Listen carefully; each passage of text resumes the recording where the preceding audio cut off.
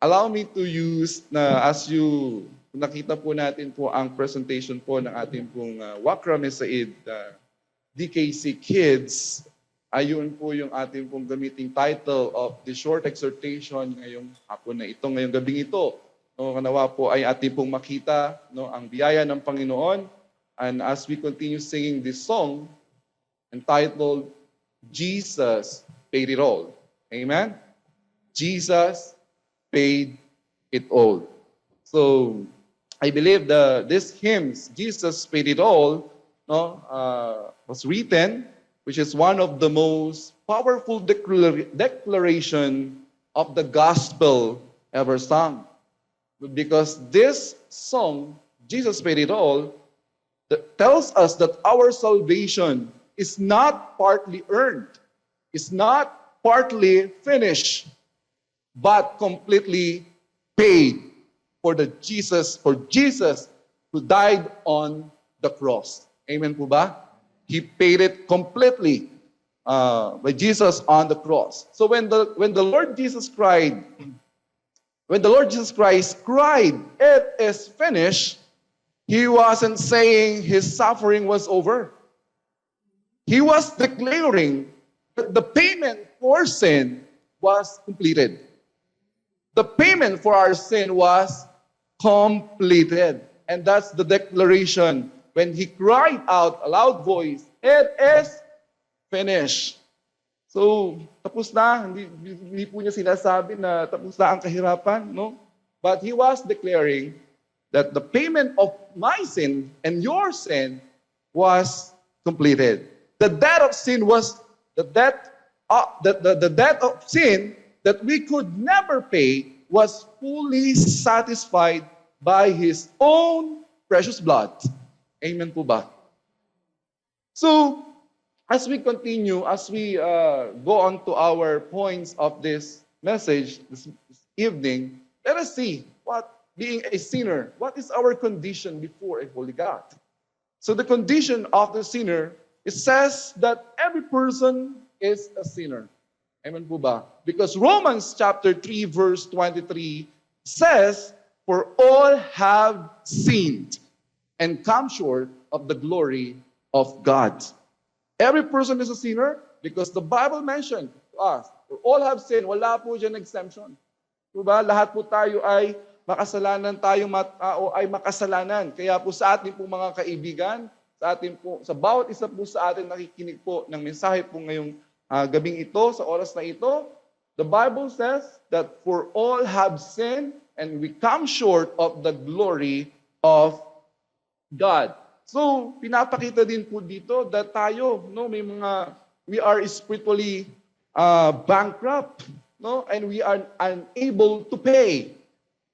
We are unable to pay. Dahil po din sa kasalanan pong ito, it separates us from God. That is why we mention, the Bible tells us in Isaiah, the book of Isaiah 59 verse 2, if you have your Bibles, atin mga kasamahan na nandito, no po, Isaiah 59 verse 2 says, "But your iniquities have separated between you and your God, and your sins have hid His face from you, that He will not hear." Yan po ang nagawa ng kasalanan. Sin separated us from God, and that is our condition. Tayong mga makasalanan. Diba? So, and remember that no amount of good works could clear this account. No amount of good works, kahit gaano pa tayo kabuting tao, diba? Hindi po yan ang makakapaglinis po at makakapag-clear sa ating pong mga account ng pagiging makasalanan. That is why binanggit po yan sa atin ng Ephesians, very clear in Ephesians chapter 2, verse 8 and 9, "For by grace are ye saved through faith, and that is not of yourselves. It is the gift of God, not of your works, lest any man should boast." So the condition nating mga makasalanan, hindi pala natin kayang bayaran ating mga mabubuting gawa, no, yung ating pong mga nagawang pagkakamali at kasalanan. And the Bible says even in Romans chapter 6 verse 23 that the wages of our sin is death. Romans 3:23 says the wages of sin is death. Kaya nga po, nakita natin doon sa inawit, no, na kahit tayo po ay nakinig sa awitin ng ating pong mga kids, that some words there says that sin had left a crimson stain. Sin had left a crimson stain. Sin stains the souls and leaves the mark, a mark that only Jesus can cleanse. Tangi lamang po ang Panginoon ang siya pong makakapaglinis at makakapagpatawad sa ating pong mga kasalanan. Yes, sin had left a crimson stain. So kaya po, may bahid, di po ba? There's stain na kahit sabihin natin na kahit anong gawin natin, hindi po natin yan mabubura eh. Diba? But we praise the Lord. No, we thank God. Because the Bible also says that in Romans chapter 5 verse 20, but thank God, diba, where sins abound, grace did much more abound. Ang biyaya ng Panginoon ay patuloy pong lumayabong. Diba? Grace did more abound. It's mentioned, moreover, the law entered that the offense might abound, but where sin abounded, grace much more abound. Kaya nga po magpapasalamat po tayo sa ating pong Panginoon na siya pong nagbayad ng lahat ng ating pong mga kasalanan. Have we sinned, no? Being yung ating pong condition bilang isang makasalanan? Hindi pa lang natin kayang bayaran.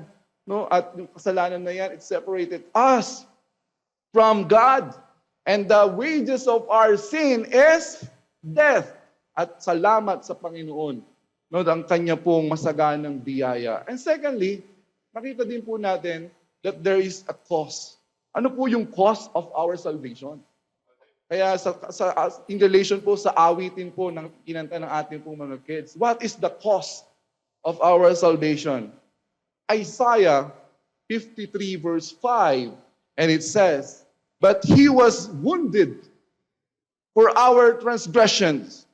He was bruised for our iniquities. Just the chastisements of our peace was upon him, and with his stripes we are healed. Nakita po natin kung gaano kabigat at kung gaano yung halaga, no, the cost of our salvation.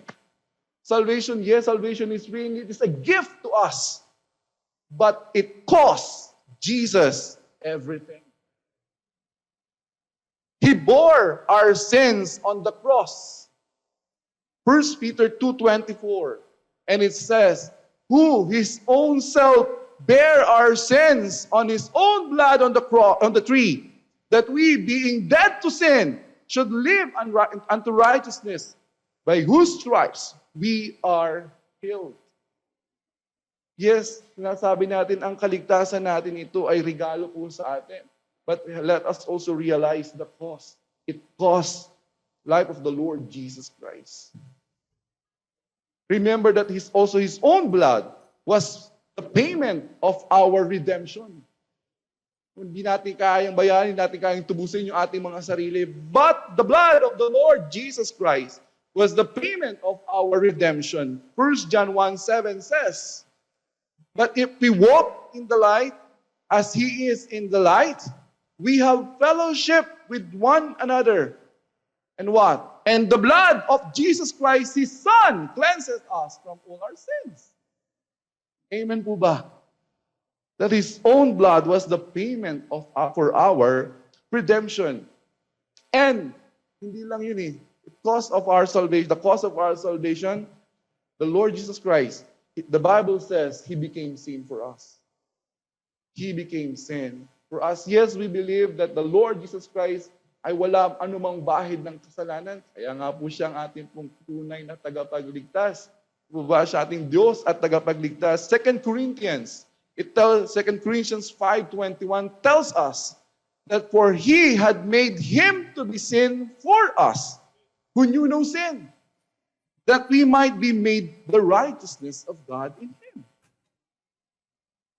made him to be sin for us who knew no sin.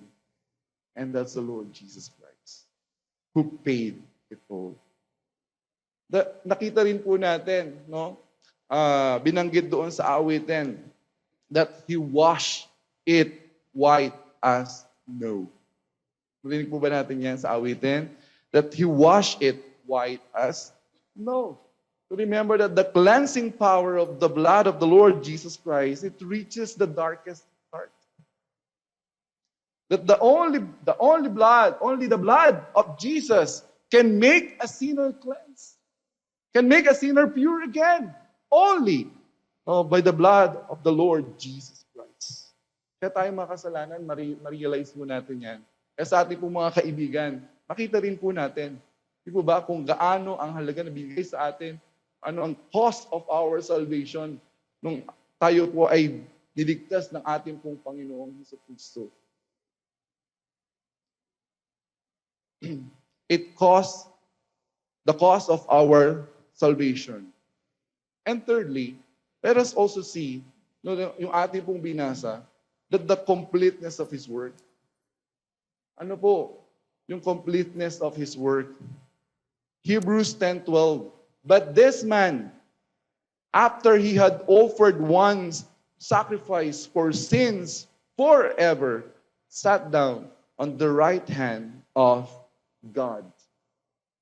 After he had offered one sacrifice for your sin, for my sin, the completeness of His work.